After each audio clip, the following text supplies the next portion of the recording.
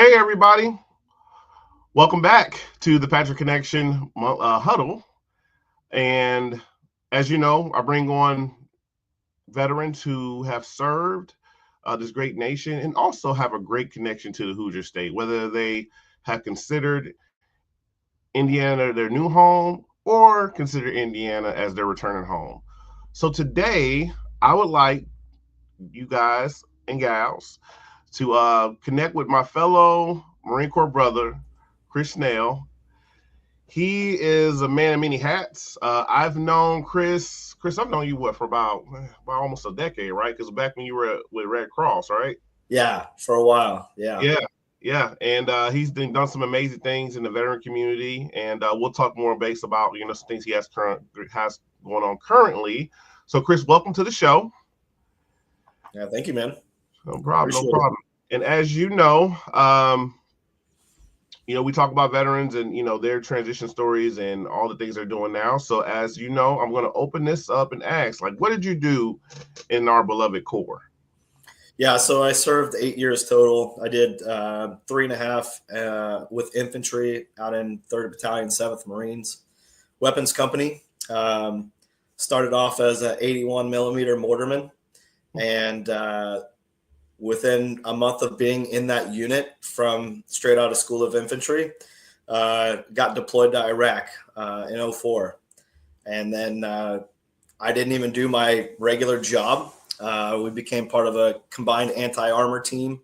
So I got more heavily involved with the machine guns, tow gunners, every job known to man inside of the weapons company.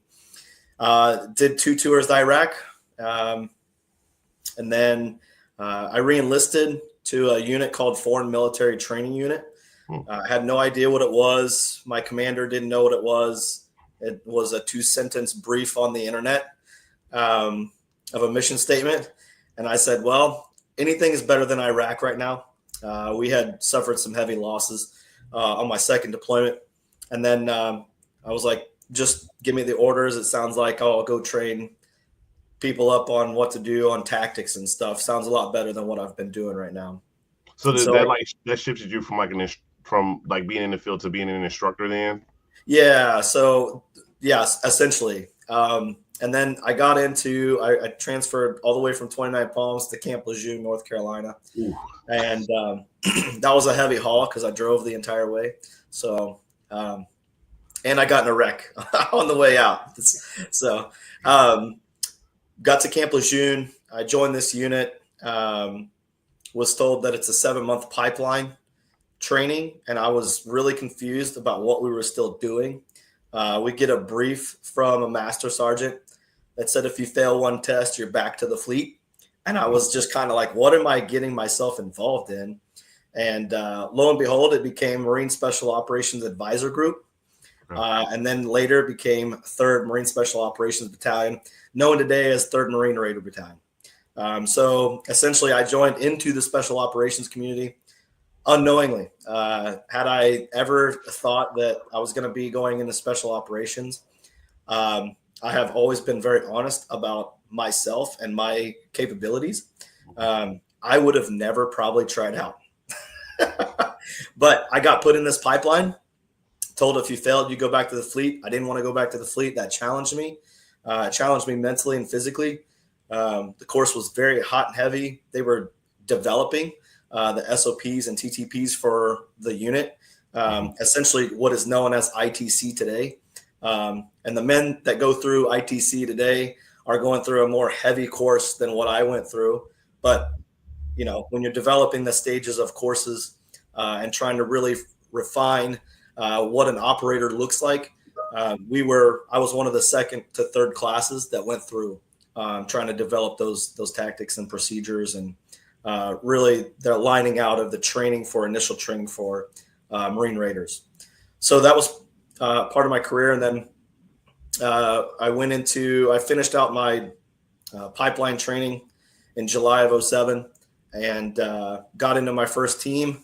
And then within a month or two, I was pulled in by the commander and the sergeant major. They said the Team 5 was going to be deploying to Afghanistan. It would be the first team from 3rd to be attached over to 2nd Marine Raider Battalion to go to Afghanistan, and we'll be doing a combat FID mission. And so that's FID is Foreign Internal Defense Mission, but this is a combat FID mission. So A&A, Afghan National Army, Afghan National Police, we taught those guys up quite a bit on their tactics and procedures and put them out on missions while we were overseas there. They needed a mortarman, lo and behold. And so I finally got to use my skills a little bit while I was on the team. And then just kind of came back from there, from Afghanistan.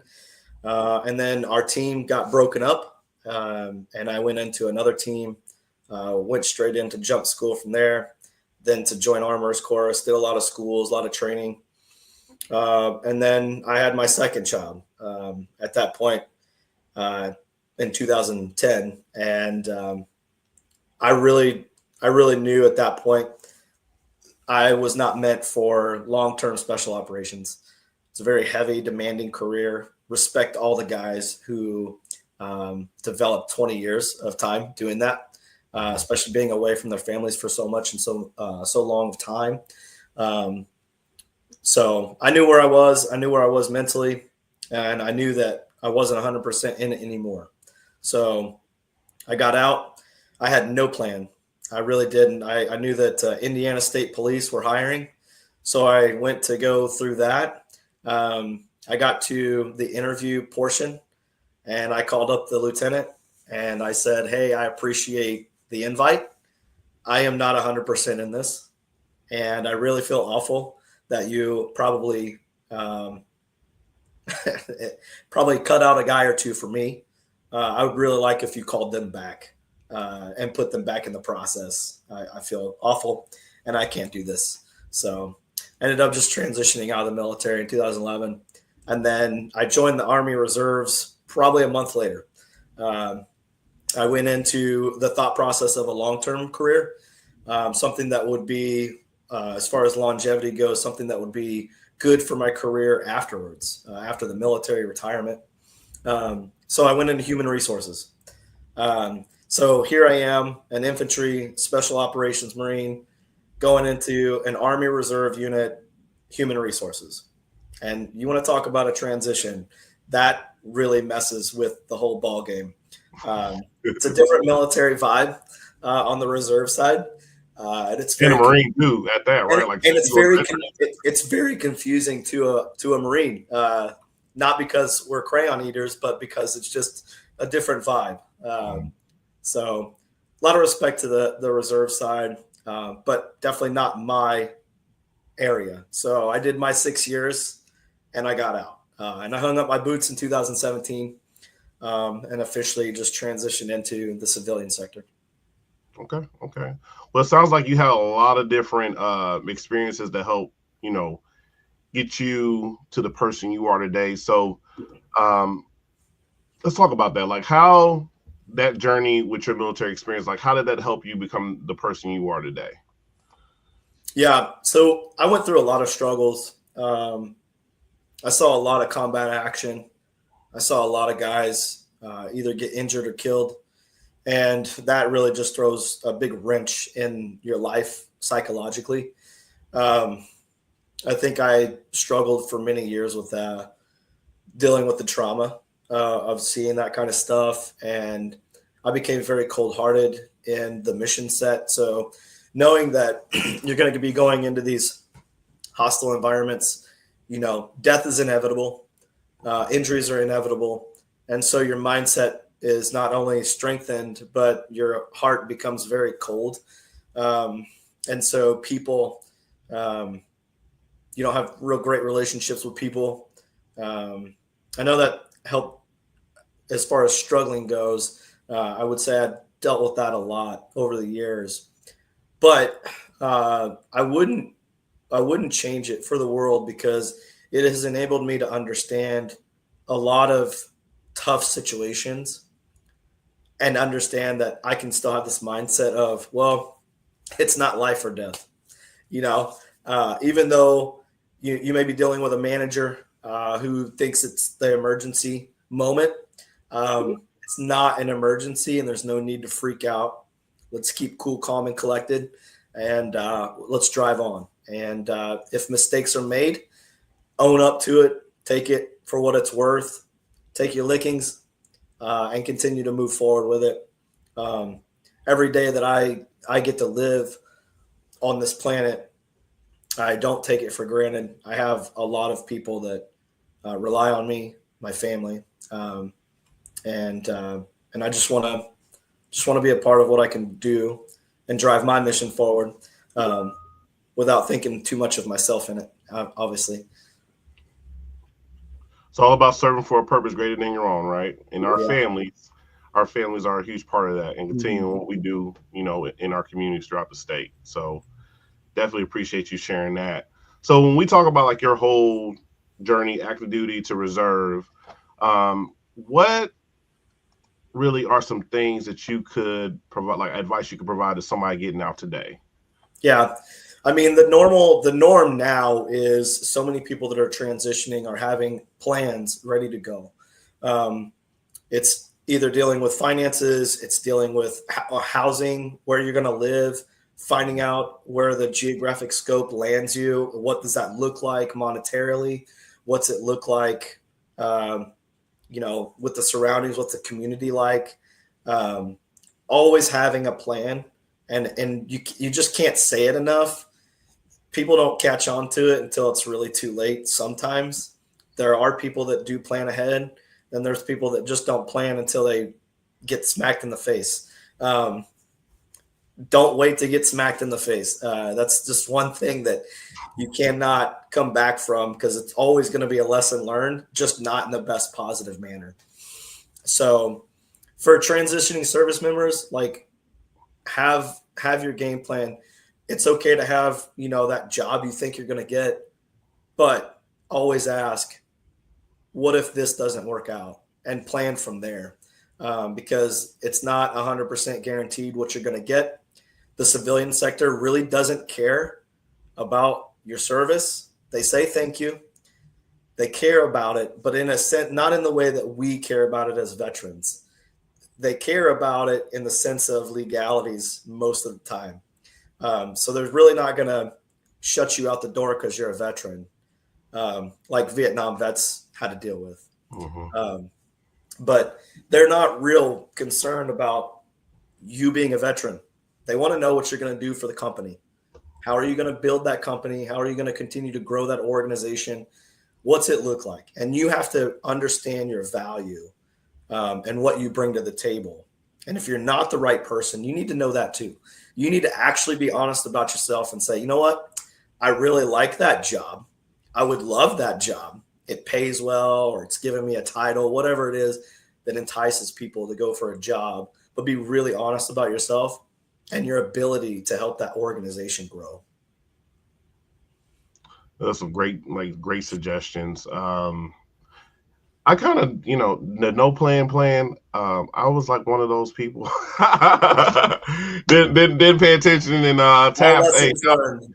Yeah. Hey, shout out to our tap centers. Hey, you doing some great works. Hey, make sure you listen to the people that are at those tap centers, because they're going to give you Yeah. advice that's going to be very successful in relation to your transition. I wish I would have learned, like actually like paid Yeah. attention. Networking is the other thing. Like, Yes. go reach out to people you don't know. Start asking questions. There's so much social media now, and there's so much technology, and the ability to network with anyone and everyone and ask questions without even trying to get a job interview. You can find out more about the job that you think you want to go into by talking to somebody who already works in it, and then Mm-hmm. asking them questions. And then you can sit there and go, oh, that is not what I thought that job was going to be, right? And it starts to transition you a little bit towards, okay, maybe I need to look for something else. But I'm not trying to put fear into anybody. But the networking piece is so critical to a transition. You know how with families, right? It takes a village Mm-hmm. to raise kids. Well, same concept is, it takes a village to understand how to transition out of the military. It's not just from the military active duty people telling you, oh, well, this is what life is like when they're still serving active duty. They have no idea what life is like outside of active duty. they're still serving, right? So go find the people that have retired. Go find the people that got out early that didn't actually retire from the military. Ask them the questions of what was your transition like? What company are you working for? How do you like that job? What does that job entail? Ask very specific questions. You're not going to know all the questions right off the top of your head, but you'll gain that knowledge as you continue to expose yourself to it a bit. I agree. And two things. One, for those that are wearing a uniform right now, like you get LinkedIn Premium for free. So they've changed that since it's expensive. It's expensive. Yeah, it's like $310 a year. And like as long as you wear the uniform, regardless if you're National Guard, active duty, reserve, you get the approval for the year. And if you're still serving, you just re-up. LinkedIn has just changed that. So please make sure you're using that, especially like with networking, because most like a lot of veterans are on LinkedIn, or a lot of companies are on LinkedIn. So you can definitely get a good point of contact in relation to what you want to do.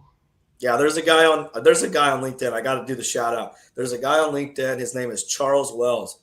This guy, retired sergeant major from the Marine Corps, he posts all kinds of videos about the transition, about jobs.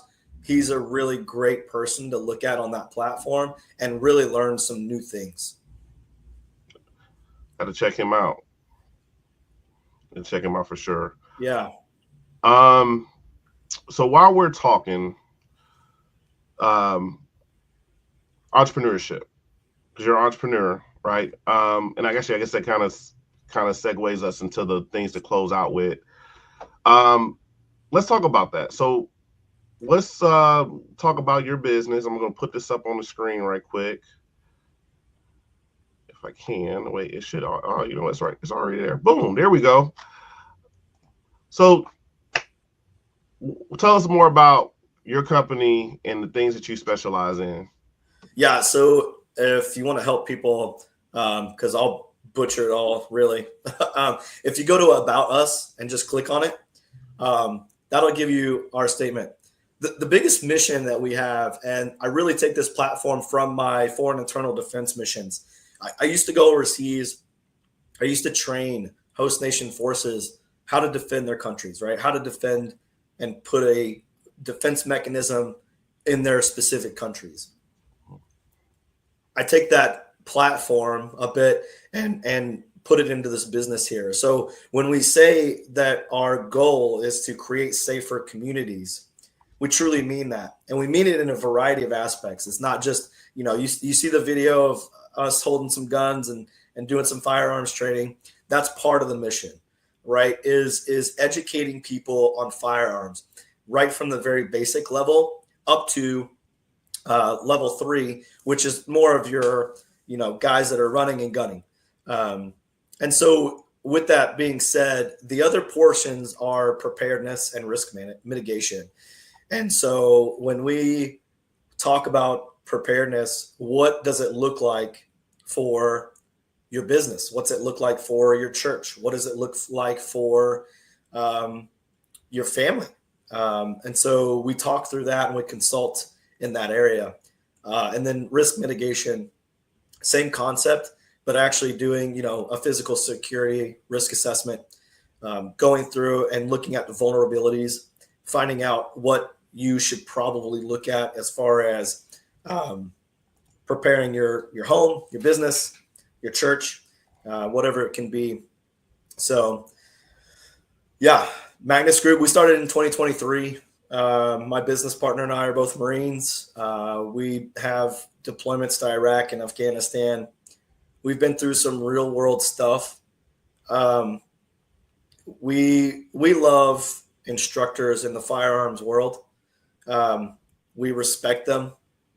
The one thing that a lot of folks look for when they vet instructors is what certifications they have.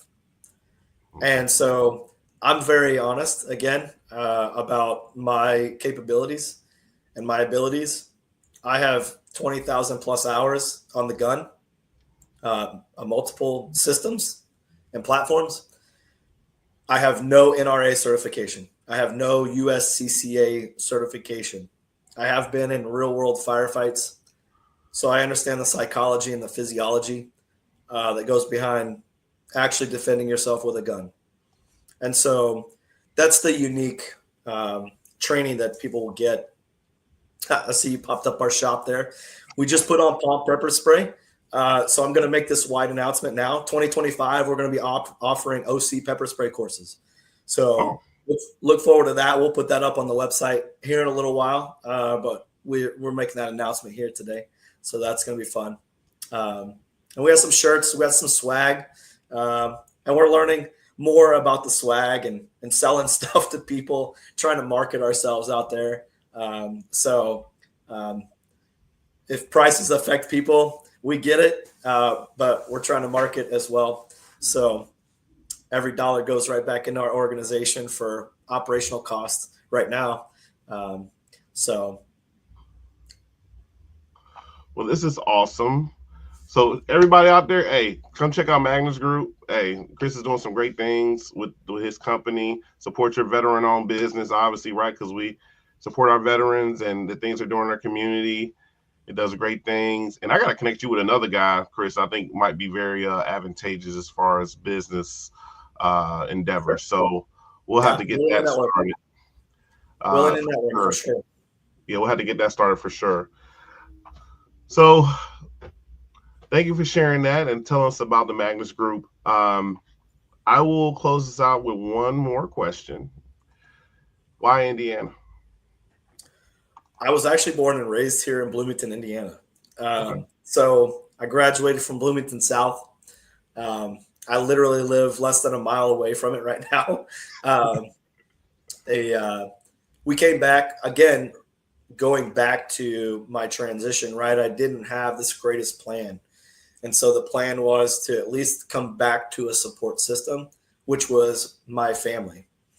Um, Not my wife and kids that came with me, but coming back to like my mother and my stepfather, and really just kind of having some support for my family while we transitioned out a bit.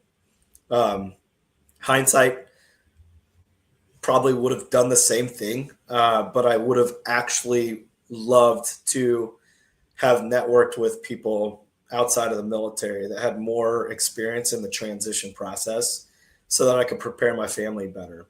Um, and don't take the decision lightly when getting out. Really contemplate why you're getting out. Don't make a snap decision. If something upsets you, take that emotion, set it off to the side, give it about 48 hours, and rethink that through. Um, so, yeah, Indiana's great. I've loved it. It's got all 4 seasons, even though, Indiana throws a fit in the wintertime to spring. It seems to say, oh, it's springtime, and then, you get hit with a blizzard. Same thing for the summer and the fall. Fall starts to come in, and summer's like, no, I'm not going away. Stay hot. So, but overall, it's a great place to be, great place to live. The economic portion, it's light compared to other states. If we were to compare ourselves to California, come to Indiana because you will not be broke. So Florida too. If you live in Florida, come to Indiana. You won't be broke. yeah, You want to find with tourists. yeah. And then you got Hoosier hospitality, and Yeah. nobody really understands Hoosier hospitality So you can until you've leave. experienced Hoosier hospitality, Yeah. and you got to come here to experience it. So there's all kinds of great places here to experience. So Fantastic, Chris. Well, thank you so much for getting on the show today. And thank you for your service, more importantly, to a fellow Marine Corps brother. So, hoorah. That being said, check out Chris, Magnus Group.